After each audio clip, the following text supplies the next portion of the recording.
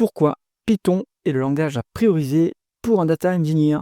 C'est ce qu'on va discuter ensemble dans cette vidéo. Si mon contenu vous plaît, vous pouvez le partager sur vos réseaux et mettre un pouce vers le haut à cette vidéo. Alors, pourquoi est-ce qu'il faudrait faire du Python quand on est data engineer ou des métiers connexes, data analyst, machine learning engineer?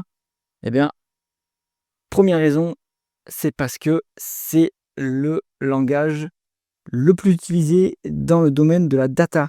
Et en fait, c'est parce que c'est quelque chose qu'on va voir après, mais on peut faire beaucoup de choses en Python. Donc la plupart, ici c'est une étude en fait qui a porté sur 1000 offres d'emploi. Et il y a la plupart de ces offres d'emploi priorisées Python comme compétence clé pour un data engineer.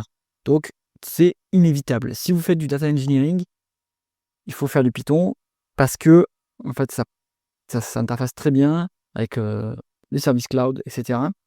Alors que le Java, qui est le langage secondaire, on va dire, est plutôt pour des stacks qui sont on-premise, c'est-à-dire hébergés dans l'entreprise. Et donc, eh bien, ça se répand, à mon avis, ça se diffuse de moins en moins. C'est de plus en plus restreint. Donc, à mon avis, c'est plutôt un choix d'avenir que de faire du Python. Après, vous pouvez tout à fait apprendre Java, pourquoi pas, mais en priorité du Python. Mettre SQL aussi en pilier core, mais c'est pas un langage de programmation. Il faut évidemment connaître SQL. Pour ce qui est de Scala, il y a eu une hype à un moment donné sur Scala. C'est de la programmation fonctionnelle.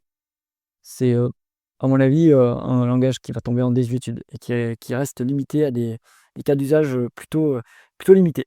Raison numéro 2, tous les outils du data engineering tournent autour de Python. Donc en fait, vous avez Spark par exemple, qui est écrit en Java, mais vous avez une API Python. Donc, et en plus, ça abstrait beaucoup de choses pour vous, donc très pratique.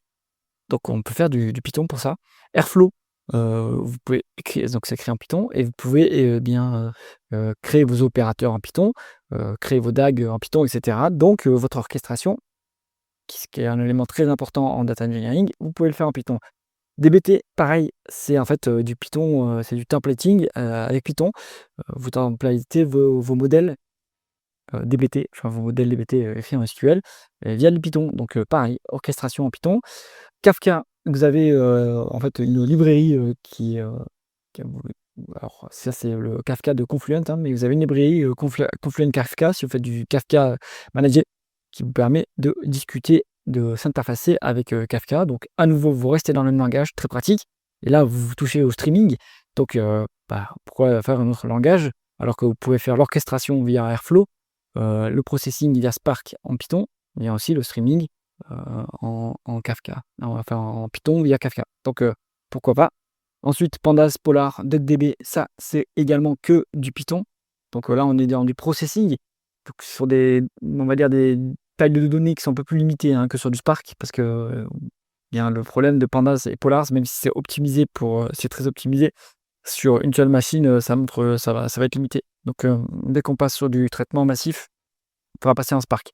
Mais donc pour ce qui est des datasets plutôt on va dire taille intermédiaire, on va dire 2 à 3 gigas, ben, on pouvait faire du Pandas. Et c'est évidemment en Python. Et ensuite, les frameworks de test, par Great Expectations, qui est un framework de test pour DBT, c'est en Python également. Donc, vous pouvez rester dans votre écosystème, dans votre stack data, en fait, uniquement en Python. Donc, c'est une raison de plus.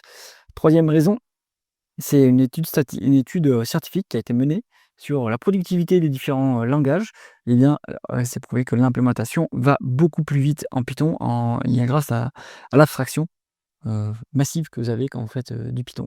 Donc, si vous voulez développer un projet rapidement, vous voulez faire un POC, mais également après le passer en production, eh bien, ça peut rester en Python. Et donc, vous avez des gains de productivité assez massifs. On ajoute que si vous faites de la programmation avec des LLM style Copilot ou Cursor, eh bien, avec du Python, vous êtes sur une machine de productivité. Donc, c'est exceptionnel. Raison de plus pour faire du Python. Et ensuite, eh bien, la raison numéro 4, on peut tout faire en Python. Donc là, j'ai parlé de data engineering, mais en fait, vous pouvez faire du web développement en Python avec FastAPI, avec Flask. Vous pouvez faire de la data science en Python avec scikit-learn, même du machine learning avec toutes les librairies avec PyTorch, par exemple. Donc, En fait, tout est possible, tout est faisable en Python. Alors si vous faites du front-end, évidemment que ça sera plus compliqué. Et une application web, vous avez même des ORM en Python. Donc il y a tout ce qu'il vous faut dans ce langage. Donc si vous voulez prioriser quelque chose dans, votre apprentissage, eh bien apprenez d'abord à faire du Python. Ça vous amènera à faire de la data, mais également, si vous aimez, les statistiques, ça vous entraînera par exemple, si vous faites de la finance, eh bien, vous pouvez faire en Python. Si, vous faites du développement web, back-end en tout cas, vous pouvez faire aussi en Python. Donc, quels que soient les différents, tracks de carrière que vous voulez, explorer, bon, la plupart se font en Python. Évidemment, certains domaines plutôt comme, le front-end, non, ça sera plutôt en JavaScript. Donc ça pourrait être un langage secondaire que vous apprenez. Mais en tout cas, ça vous fait 4 bonnes raisons d'apprendre Python. J'espère que cette vidéo vous a intéressé. Si c'est le cas, mettez un pouce vers le haut et pensez à vous abonner à la chaîne. À bientôt.